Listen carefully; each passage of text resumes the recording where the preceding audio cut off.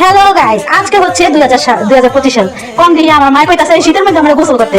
এটা কি কেউ মনে চায়? কোন দিকে আমার মায় আমার কইতাছে আজকে একটু বড় সূর্য মামায় দেখা গেছে এই দিকে আমরা গোসল করতে। কোন দিকে গাইস, এই শীতের মধ্যে কি কোনো মন চায় গোসল করতে? এর মধ্যে আমার বোনেরা আমার টানাটানি করতেছে। দেখেন দেখেন কেমনে কোন আরে আমার ভাই বোন কাছে আমার দেখছেন গাইস, টাইনে টিলে ধরে যেতেছে।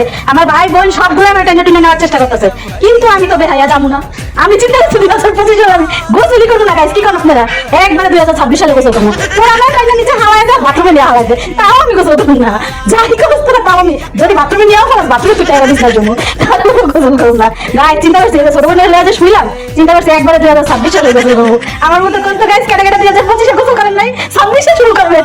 যে করবেন সে লাইকে কমেন্টে জানান।